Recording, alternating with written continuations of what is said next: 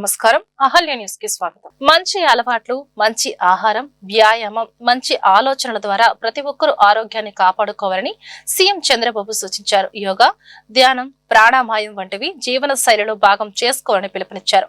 సంపద ఉన్న వాళ్ళ కంటే ఆరోగ్యంగా ఉన్న వాళ్లే అదృష్టవంతులని ఉద్ఘాటించారు. చిత్తూరు జిల్లా పూతలపట్టు నియోజకవర్గం యాదమరి మండలం కండ్రిగలో నిర్వహించిన సంజీవని కార్యక్రమంలో పాల్గొన్న ఆయన ప్రజల ఆరోగ్యానికి ప్రభుత్వం ఇస్తున్న ప్రాధాన్యతను వివరించారు.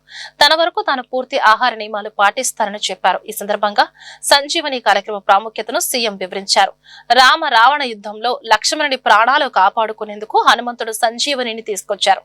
అదే స్ఫూర్తితో డిజిటల్ హెల్త్ రికార్డులతో ప్రజల ఆరోగ్యాన్ని కాపాడేందుకు ఈ కార్యక్రమానికి సంజీవని అని పేరు పెట్టాం. సంపద కంటే ఆరోగ్యమే గొప్పది, అందుకే ఆరోగ్యమే మహాభాగ్యమని పెద్దలన్నారు అని చంద్రబాబు పేర్కొన్నారు.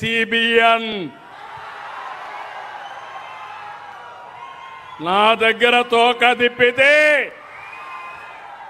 ప్రజాహితం కోసం తోక కట్ చేస్తాను తప్ప ఎవరిని అలో చేయను. చేయాలన్నా లేదా అని మిమ్మల్ని అడుగుతున్నా. మీకు న్యాయం చేయాలి. అభివృద్ధి చేస్తే చాలదు, సంక్షేమం ఇస్తే చాలదు. మీ ఆస్తులకు రక్షణగా ఉండాలి, మీ ప్రాణాలకు రక్షణ ఇవ్వాలి. అప్పుడే నేను మీ అందరికీ నిజమైన సేవ చేసిన వ్యక్తిని అవుతాను. కారు కింద సొంత కార్యకర్త సింగయ్యను దొక్కించారు. కడపలో అవినీతి ఆస్తుల పంపకాల కోసం పెద్ద దస్తగిరిని చంపేశారు. కులాలు, మతాలు, ప్రాంతాల మధ్య చిత్తు పెట్టి రోజుకొక నాటకం, పాస్టర్లతో దాడి డ్రామాలు. 5 ఏళ్లుగా రాష్ట్రంలో ప్రతి ఒక్కరికి నిద్ర లేకుండా చేశారు. ప్రజలకు నరకం చూపించారు. కడాన నన్ను కూడా ఏం చేశారో చూశారు. కనీసం నోటీస్ ఇవ్వకుండా ఒక సాయంత్రం చేసేపోయి జైల్లో పెట్టేసే పరిస్థితికి వచ్చారు. మీరే నన్ను కాపాడుకున్నారు, ఉద్యమాలు చేశారు. అంటే నేను ఇక్కడ అడిగేది, ఈరోజు మీ అందరికీ ఫ్రీడమ్ వచ్చిందా లేదా అని అడుగుతున్నా. భయం పోయిందా లేదా అని అడుగుతున్నా. ఈ తెలుగుదేశం పార్టీ, ఎన్డీఏ పార్టీ ప్రజలకు ఇచ్చింది మొదటిది ఫ్రీడమ్ ఇచ్చాం. మీ ఆస్తులకు, ప్రాణాలకు రక్షణ ఇచ్చాం. మీకు స్వేచ్ఛనిచ్చిన పార్టీ ఎన్డీఏ పార్టీ. అవునంటే గట్టిగా చెప్పండి, కూడా చెప్పండి. ఇప్పుడు చెప్పండి, అధికారంలో ఉన్నా ప్రతిపక్షంలో ఉన్నా అది గొడ్డలి పార్టీ అవునా కాదా అని మీరే నిర్ణయించాలి. నేను చెప్పింది అనునిత్యం మీరు ఆలోచించుకోండి. చరిత్రలో ఒకటి ఉంది, మీరు గుర్తుపెట్టుకోవాలి. నరకాసుడు వధ జరిగితే దీపావళి జరుపుకోండి. తెలుగుదేశం పార్టీ ప్రతిష్టాత్మకంగా నిర్వహించి మహానాడును ఈసారి క్లస్టర్ల స్థాయిలో ఒక పండుగ వాతావరణంలో కలిసికట్టుగా విజయవంతం చేయాలని పార్టీ జాతీయ ప్రధాన కార్యదర్శి మంత్రి నారా లోకేష్ పిలుపునిచ్చారు. హైబ్రిడ్ విధానంలో ఈ నెల 27, 28 తేదీల్లో జరగనున్న మహానాడు సన్నాహకాలపై రాష్ట్ర వ్యాప్తంగా ఉన్న 1875 క్లస్టర్ల ఇన్ఛార్జీలతో ఆయన ఆన్లైన్ ద్వారా సమావేశమై దిశానిర్దేశం చేశారు. ఈసారి మహానాడును శ్రీశక్తి మహానాడు అనే థీమ్తో నిర్వహిస్తున్నామని, మహిళా సాధికారతకు పెద్దపీట వేస్తున్నామని ఆయన స్పష్టం చేశారు. వాస్తవానికి ఈసారి మహానాడును నెల్లూరులో అత్యంత ఘనంగా 3 రోజుల పాటు నిర్వహించాలని పార్టీ భావించింది.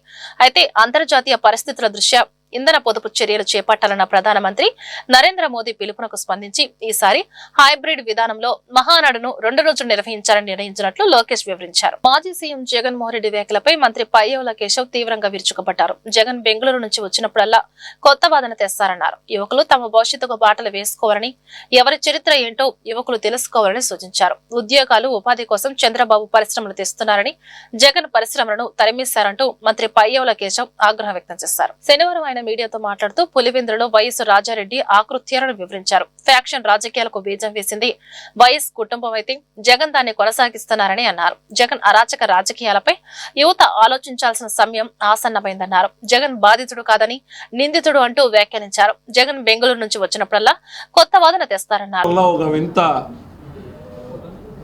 కొత్త వాదనల్ని తెర మీదకి తెచ్చి వెళ్తూ ఉంటాడు. ఆ ముందు వారమో వచ్చాడు. నేను ఈ రాష్ట్రానికి అద్భుతమైనటువంటి అభివృద్ధి చేశాను, వ్యవస్థల్ని బలోపేతం చేశాను, నన్ను సన్మానించాల్సింది పోయి విమర్శిస్తున్నారని చెప్పాడు. నిన్నటికి నిన్న ఆయన సెల్ఫ్ సర్టిఫికేట్ ఇచ్చుకున్నాడు. బాబు ఫోన్లు ఆపేయమ్మా ప్లీజ్, ఆ ఫోన్ మాట్లాడాను ఆపేయండి కొంచెం. నా అంత మంచోడు ఈ రాష్ట్రంలోనే లేడు అనేటువంటిది సెల్ఫ్ సర్టిఫికేట్ ఇచ్చుకున్నాడు. తన వారసత్వం గురించి చెప్పుకున్నాడు. రాజారెడ్డి గారి దగ్గర నుంచి బాబాయ్ వరకు చనిపోయినప్పుడు చంద్రబాబు నాయుడు గారు అధికారంలో ఉన్నాడు అంటే ఆయనే కారణం అన్నట్టు చెప్పేటువంటి ప్రయత్నం చేశాడు. అంటే బాబాయ్ హత్య కేసులో ఏం జరిగింది అని ఈ రాష్ట్రంలో నిక్కరేసుకున్న కుర్రాడిని కూడా అడిగితే చెప్పేటువంటి పరిస్థితులు ఉన్నాయి. అట్లాంటి వాటిల్లో కూడా మీరు అసత్యాలని చెప్పేటువంటి ప్రయత్నం చేయడం అనేటువంటిది జీర్ణించుకోలేకపోతున్నారు. ఒక రెండు ముక్కలు రాష్ట్ర రాజకీయాల్లో సందర్భం కాదు ఈ సబ్జెక్ట్ మాట్లాడేదాన్ని.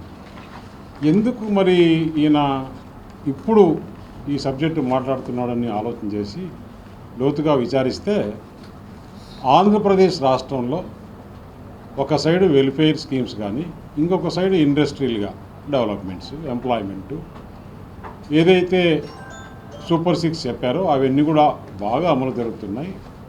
ఈ రాష్ట్రాన్ని ఏ విధంగా డైవర్ట్ చేయాలి, ఏ విధంగా ప్రజల్లో ఒక చర్చకు తీసుకురావాలని ఒక దుర్మార్గపు ఆలోచనతో జగన్మోహన్ రెడ్డి సెల్ఫ్ గోల్ వేసుకున్నాడు.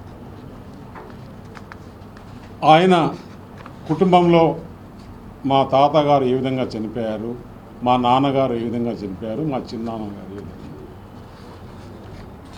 స్వయం కృతాకితం. దాంట్లో రాజశేఖర రెడ్డి గారు ఏ విధంగా చనిపోయినారు అనేది మొత్తం యావత్ దేశం అంతా చిన్నపిల్లలు కూడా తెలుసు. ఆ డెడ్ బాడీ ఎప్పుడు దొరుకుతుందా ఏంటా అనేది కూడా అందరూ ఎదురు చూసి ఎక్కడ జరిగింది ఆ హెలికాప్టర్ యాక్సిడెంట్లో ఆ రోజు వాతావరణం అనేది స్వచ్ఛాంధ్రకు ప్రజల భాగస్వామ్యం అవసరమని ఆంధ్రప్రదేశ్ మున్సిపల్ శాఖ మంత్రి నారాయణ అన్నారు. ప్రజల భాగస్వామ్యం లేకుండా 100% స్వచ్ఛాంధ్రాన్ని సాధించలేమని పేర్కొన్నారు. పారిశుద్ధ్యం బాగుండాలి అంటే ప్రజల భాగస్వామ్యం తప్పనిసరిని స్పష్టం చేశారు. ఆపరేషన్ క్లీన్ స్వీప్ లో భాగంగా మొదటి వారంలో రోడ్లు, పబ్లిక్ ప్లేస్లను శుభ్రం చేస్తామని, రెండో వారంలో కాలువలను క్లీన్ చేస్తామని మంత్రి తెలిపారు. మూడో వారం ఇళ్లు, దుకాణాల వద్ద చెత్తను చేరువ చేసేలా అవగాహన కార్యక్రమాలు చేపడతామన్నారు. నాలుగో వారం పబ్లిక్ టాయిలెట్స్ శుభ్రపరిచేలా కార్యక్రమాలు ఉంటాయన్నారు.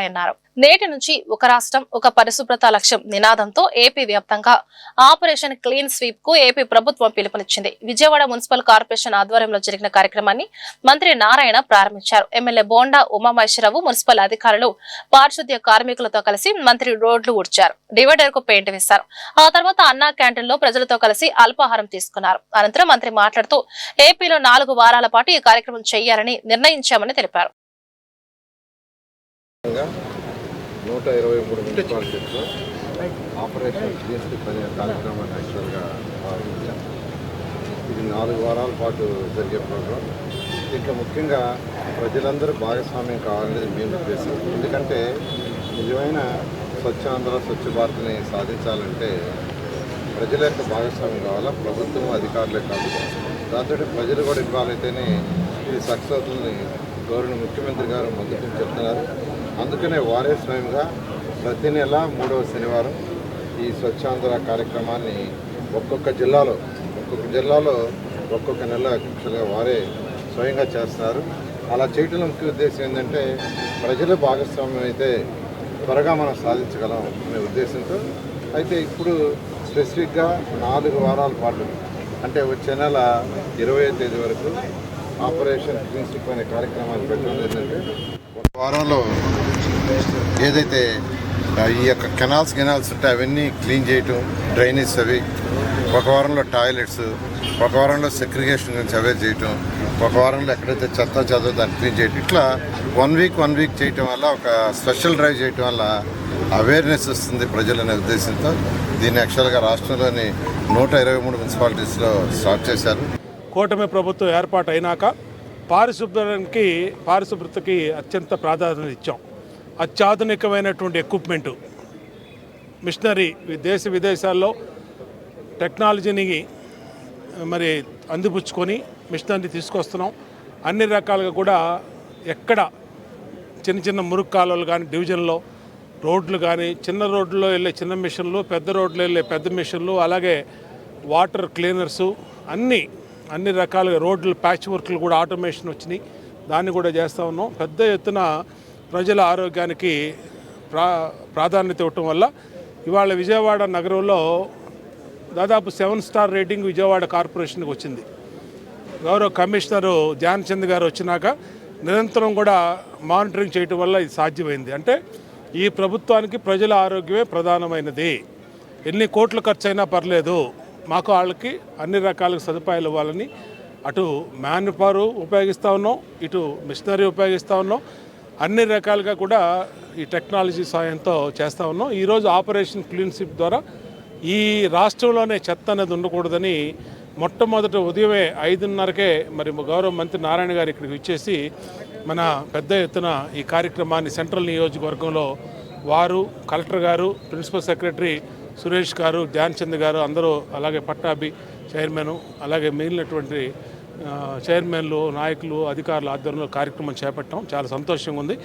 భవిష్యత్తులో ముఖ్యమంత్రి గారు నిర్దేశించినటువంటి ఆదేశాల ప్రకారం ఈ రాష్ట్రాన్ని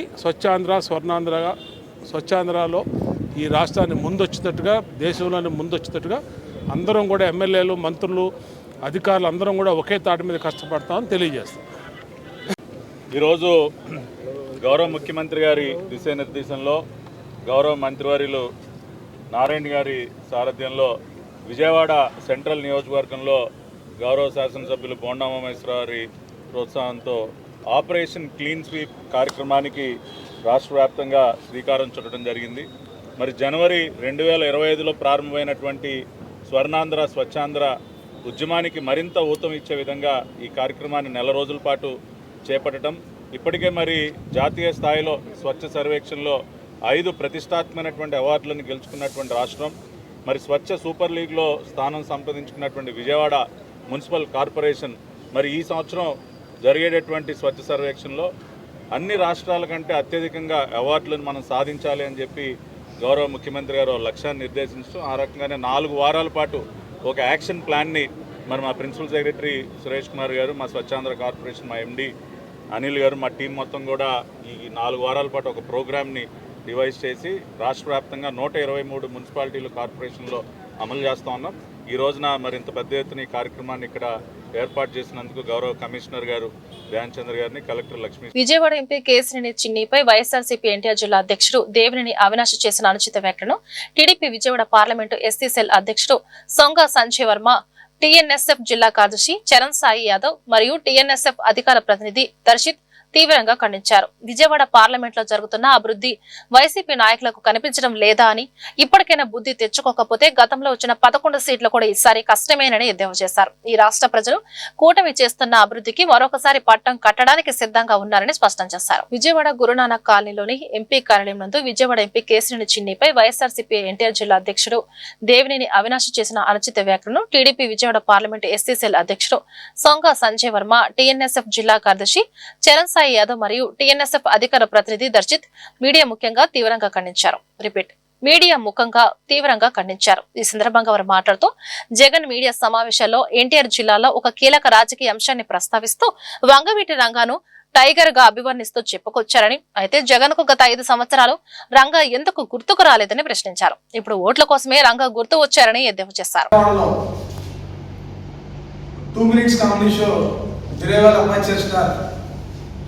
కన్ఫ్యూజన్ స్టార్ దేవినేని అవినాష్ నిర్వహించారు.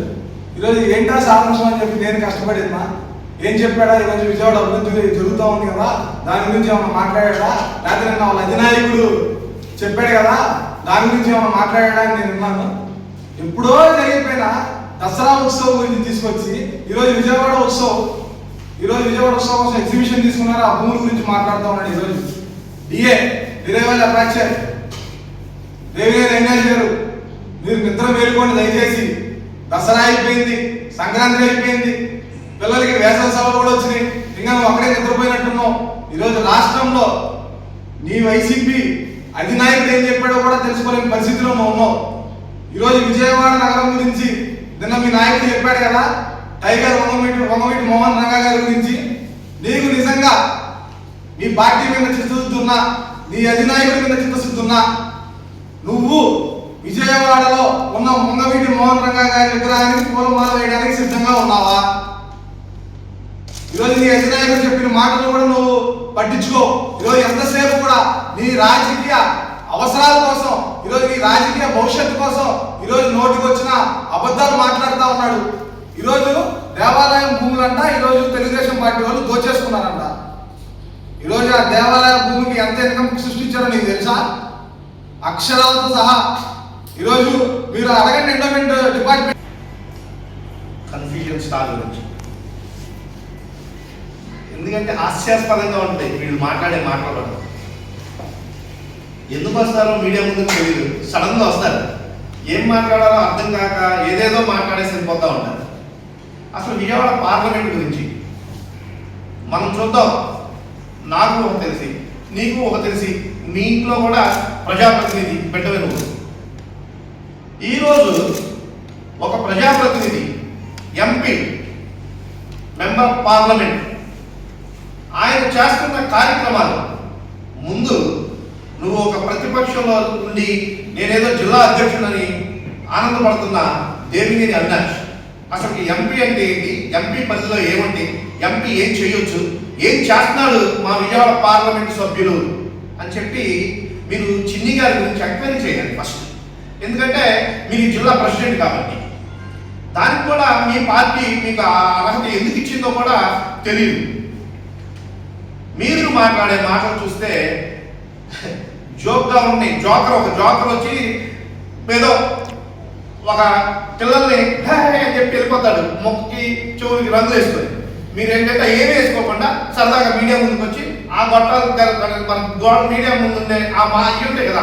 గుంటూరులో శంకర్ విలాస్ ఓవర్ బ్రిడ్జి నిర్మాణ పనులు శరవేగంగా జరుగుతున్నాయి. ఇందులో భాగంగా శనివారం ఓవర్ బ్రిడ్జి నిర్మాణ పనులను కేంద్ర మంత్రి పెమ్మసాని చంద్రశేఖర్ పరిశీలించారు. ఓవర్ బ్రిడ్జి నిర్మాణ పనుల పురోగతిపై అధికారులను అడిగి తెలుసుకున్నారు. పెండింగ్ పనుల గురించి ప్రత్యేకంగా ఆరా తీశారు. నిర్మాణ పనులకు అవసరమైన అనుమతుల మంజూరులో జాప్యం లేకుండా చూడాలని కమిషనర్ మయూర్ అశోక్ సూచించారు. ఓవర్ బ్రిడ్జి నిర్మాణ పనులు వేగవంతం అయ్యేందుకు అన్ని శాఖల సమన్వయంతో పనిచేయాలని స్పష్టం చేశారు. శంకర్ విలాస్ బ్రిడ్జి అయ్యే విధంగా రెగ్యులర్గా రివ్యూస్ తీసుకొని అడ్డంకులు ఎక్కడ ఉన్నాయో అవన్నీ తొలగించే ప్రయత్నంలో ఉన్నాం. ఇప్పుడు దాదాపుగా 38 ఫౌండేషన్స్లో 30 అయిపోయినాయి, 2 ప్రోగ్రెస్లో ఉన్నాయి, ఒక 6 స్టార్ట్ అవ్వలేదు. అవి రైల్వే స్మాల్ ఇష్యూస్ ఉండటం వల్ల అవి కూడా అన్నీ క్లియర్ చేస్తున్నారు. అవి కూడా త్వరలో స్టార్ట్ అవుతాయి. ఈ ఫౌండేషన్స్తో పాటు ఇప్పుడు మీరు చూస్తే 3 పిల్లర్ క్యాప్స్ అయినాయి. ఇటు ఒక 3 ఈరోజు మళ్ళీ స్టార్ట్ చేయబోతూ ఉన్నారు. వీటితో పాటు ఇప్పుడు మొన్నటి వరకు మనకి ఒక 20 రోజులు వర్క్ లేట్ అయింది. ఎందుకంటే వెస్ట్ బెంగాల్లో ఎలక్షన్స్ ఉండటం వల్ల ఇక్కడ ఎక్కువ వర్క్ చేసే వాళ్ళందరూ వెస్ట్ బెంగాల్ నుంచి రావటం వల్ల ఒక 20 రోజులు వర్క్ లేట్ అయింది. ఈ రోజున సైట్లో ఇంతకుముందు 50 మంది పనిచేసేవాళ్ళు, ఈరోజు 70 మంది, ఎంతమంది 70 వచ్చారు. ఇంకొక వారం రోజుల్లో ఇంకొక 30 to 40 వస్తారు కదా. మినిమం 100 మెంబర్స్ ఉండే విధంగా చూసుకొని, ఎండలు కూడా ఎక్కువ ఉన్నాయి, మార్నింగ్ ఈవినింగ్ షిఫ్ట్స్లో సాధ్యమైనంత తొందరగా ఇది కంప్లీట్ చేసే విధంగా ప్రయత్నం చేస్తాం. ఇంకా కొన్ని ల్యాండ్ ఎక్కడెక్కడైతే షాప్స్ ఉన్నాయో వాళ్ళందరికీ కొంచెం ల్యాండ్ ఎక్విజిషన్ కూడా అయిపోతుంది. పిఎన్ ఇచ్చేసారు. అది కూడా ఇంకొక 1.5 monthలో ఒక కొలిక్కి వస్తుంది ల్యాండ్ ఎక్విజిషన్ కూడా. అయితే అది బ్రిడ్జికి ఏమి అడ్డంకు కాదు, కానీ పక్కన సర్వీస్ రోడ్లకి వీటికి ఇబ్బంది అవుతుంది.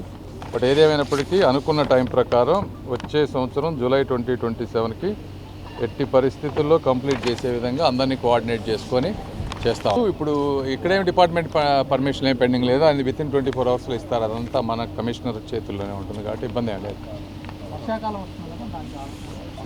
అందుకే ఫౌండేషన్స్ అయిపోతే వర్షాకాలం వచ్చినా మనకు పెద్దగా ఇబ్బంది ఉండదు. అందుకే 6 ఫౌండేషన్స్ ఏవైతే ఉన్నాయో అవి రైల్వేకి అటు ఇటు రావాల్సినవి, వాళ్ళు కొంచెం ఎక్కువ టైం తీసుకొని ఇవన్నీ చేయడం వల్ల అది లేట్ అయింది. ఇప్పుడు అవి కూడా పర్మిషన్స్ వచ్చేసినాయి, అవి కూడా స్టార్ట్ చేస్తారు. ఈ 1 monthలో కనుక అవి కనుక కంప్లీట్ చేసుకోగలిగితే మనం సైమల్టేనియస్గా మీరు అర్థం చేసుకో, ఆ ఫౌండేషన్స్తో పాటు ఈ వర్క్ కూడా అన్నీ ఇక్కడ నుంచి సైమల్టేనియస్గా జరుగుతాయి. ఒకసారి క్యాప్స్ అయిన వేసిన వాటికి ఇవి చేయటం, అదేవిధంగా గడ్డర్లు అవన్నీ కూడా ఇక్కడ వచ్చి క్యాస్టింగ్ చేసే కన్నా ఇక్కడ ల్యాండ్ కావాలని అడిగారు చుట్టుపక్కల, అక్కడ ప్రీ క్యాస్ట్ చేసుకొని వచ్చి పెట్టే విధంగా కొన్ని ప్లాన్ చేస్తూ ఉన్నాం. దానికి కూడా ఇప్పుడు మన సరస్ మేళాకి మనకు ల్యాండ్ ఇచ్చిన వాళ్ళని అడిగాం, వాళ్ళు ఒప్పుకున్నారు. సో అక్కడ వాళ్ళు ఇమీడియట్గా అక్కడ వర్క్ చేసుకొని అవి ఇవి అన్నీ సైమల్టేనియస్ చేసుకుని ఏదైనా జూలై అన్ని వర్షాలు అక్కడక్కడ షార్టేజ్ ఎలక్షన్స్ కానీ రకరకాల వెదర్ సహకరించి ఇవన్నిటి దృష్టిలో పెట్టుకొని వచ్చే సంవత్సరం జూలై కల్లా చేస్తామని చెప్పాం.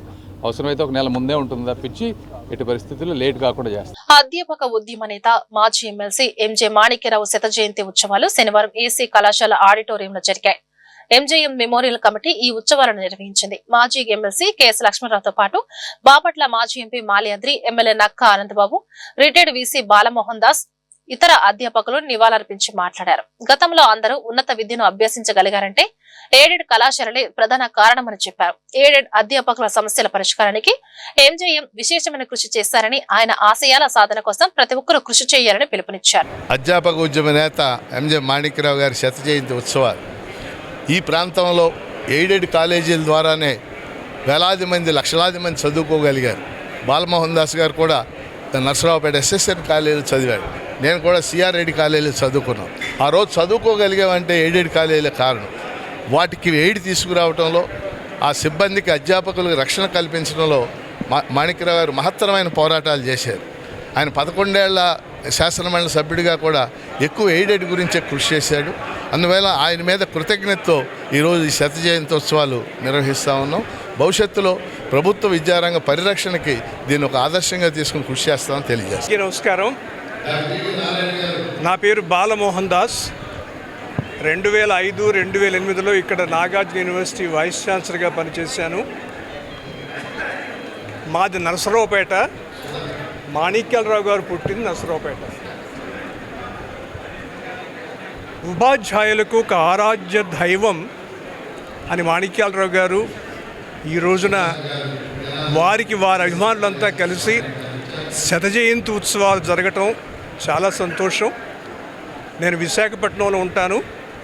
ఇక్కడ ప్రత్యేకంగా ఆ కార్యక్రమం కోసమే నేను రావడం జరిగింది. మాణిక్యాలరావు గారిని మర్చిపోం మనం. ఈ రోజున ఆంధ్ర యూనివర్సిటీ శత జయంతి ఉత్సవాలు జరిగినాయి. ఆయన అక్కడే చదువుకున్నారు. సచ్చిదానందమూర్తి గారు ఈ ప్రాంతానికి చెందినవారు, వారి శత జయంత్యోత్సవాలు జరిగినాయి. ఈ రోజున మాణిక్యాలరావు గారి శత జయంత్యోత్సవాలు జరుగుతున్నాయి.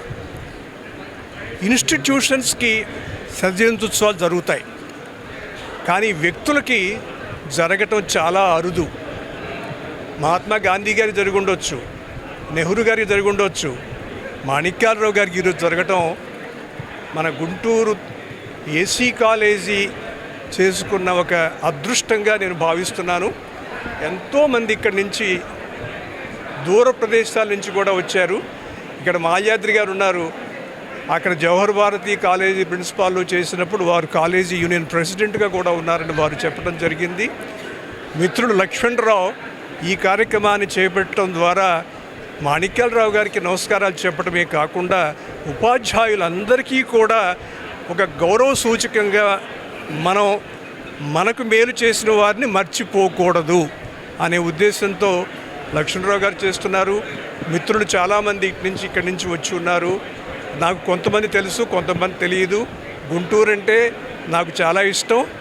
మమకారం, కారం, సహకారం. రైల్వే మహాల్లో జరిగిన రోజ్గార్ మేళా కార్యక్రమాన్ని కేంద్ర సహాయ మంత్రి పెమ్మసాని చంద్రశేఖర్ జ్యోతి ప్రజ్వలన చేసి ప్రారంభించారు. ఈ సందర్భంగా మంత్రి పెమ్మసాని చంద్రశేఖర్ మాట్లాడుతూ దేశ యువత సేఫ్ జాబ్ కోసం ప్రయత్నాలు చేస్తున్నారని అన్నారు.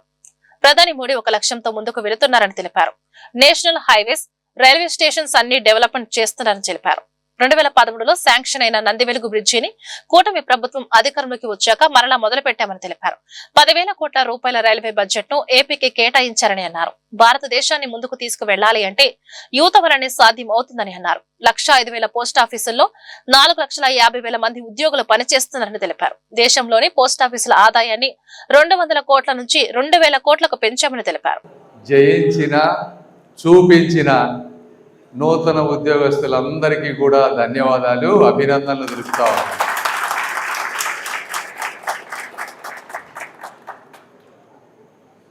ఈరోజు దేశంలో ఎంతోమంది యువత ఉన్నారు. ప్రతి ఒక్కరి కళ ఒక సేఫ్ జాబ్ అనేది. మేము కూడా రాజకీయ నాయకుల్లాగా ఏ ఇంటికి వెళ్ళినా కూడా ప్రతి ఒక్కళ్ళు మమ్మల్ని అడిగేది, మా ఇంట్లో 2 పిల్లలు చదువుకున్నారు, మంచి ఉద్యోగాలు కావాలి అనేది. అలాంటిది సెంట్రల్ గవర్నమెంట్ జాబ్స్లో ఉద్యోగం రావడం అనేది మీ అదృష్టం. ఈ అదృష్టాన్ని మీరు చక్కగా ఉపయోగించుకోవాలి. నేను మళ్ళీ మాట్లాడతాను దాని గురించి. ముందుగా కేంద్ర ప్రభుత్వంలో కానీ రాష్ట్ర ప్రభుత్వాల్లో కానీ ఉద్యోగాలు ఇవ్వటం అనేది ఈరోజు ఉన్నది కాదు, కొన్ని వందల సంవత్సరాల నుంచి ఉన్నటువంటి పరిస్థితి. అయితే ఇటువంటి కార్యక్రమం ద్వారా దీన్ని ఒక కార్యక్రమంగా మార్చి రోజ్గార్ మేళా అని పెట్టి మాలాంటి మంత్రుల్ని ఆయా రాష్ట్రాలకు పంపించడం కానీ, అదేవిధంగా ప్రధానమంత్రి గారు దీని గురించి ఒక టైం తీసుకొని మీ అందరితో మాట్లాడటం కానీ ఎందుకు చేస్తున్నారో కూడా మీరు అందరూ అర్థం చేసుకోవాలి. ప్రతిదీ ఏ కార్యక్రమం చేయాలన్నా కూడా ఇది ఒక పని. మీ గురించి తెలుసుకోవాలి, డేటా తీసుకోవాలి, మాట్లాడాలి. ఇవన్నీ ఎందుకు చేస్తూ ఉన్నారంటే భారతదేశం మోదీ గారు ఒక నిర్దిష్టమైనటువంటి లక్ష్యంతో ముందుకు వెళ్తూ ఉన్నారు. మొన్న 2 రోజుల క్రితం మా మంత్రులందరినీ, సెక్రటరీలందరినీ కూర్చోబెట్టి మాట్లాడాను. ఆయన మాట్లాడినప్పుడు నేను 2047 వికసిత్ భారత్ అనేది నేను ఇచ్చినటువంటి పిలుపు ఒక స్లోగన్ కాదు, నేను నిజంగా దాన్ని నమ్ముతున్నాను. ఆ నమ్మకం కోసం మనస వాచ కర్మణ పనిచేస్తున్నాను, మీరు కూడా దాన్ని పనిచేయాలని చెప్పారు. అంటే అటువంటి ఒక రోడ్ మ్యాప్ తోటి ఈరోజు ఎక్కడైనా తీసుకుంటే ఈ విశ్వంలో భూమి అత్యంత సుందరమైన మనం ఏదైతే ఈ దేశం ఈ భూమి మీద నిలబడ్డామో అదే అత్యంత ముఖ్యమైనది. అందులో భారతదేశం కూడా ఒక మంచి నాగరికత ఉన్నటువంటి సొసైటీ. మన వాళ్ళు ఎక్కడెక్కడో దేశ విదేశాలకు వెళ్ళి ఉండే కన్నా ఈ భారతదేశాన్ని ముందుకు తీసుకువెళ్ళటంలో ప్రతి ఒక్కళ్ళు కనుక పాత్ర పోషిస్తే మనం కూడా ఒక డెవలప్డ్ నేషన్గా అవుతుంది. ఎందుకంటే ఇప్పుడు మీరు అమెరికా కానీ ఎక్కడ పోయినా కూడా అక్కడ వేరే వాళ్ళు ఎవరు లేరు. మన వాళ్ళే సాఫ్ట్వేర్ కంపెనీలు పెడతా ఉన్నారు, మన వాళ్ళే సీఈఓలు అవుతా ఉన్నారు, మన వాళ్ళే అక్కడ. ఈ వార్తలు ఇంతటితో సమాప్తం. నమస్కారం.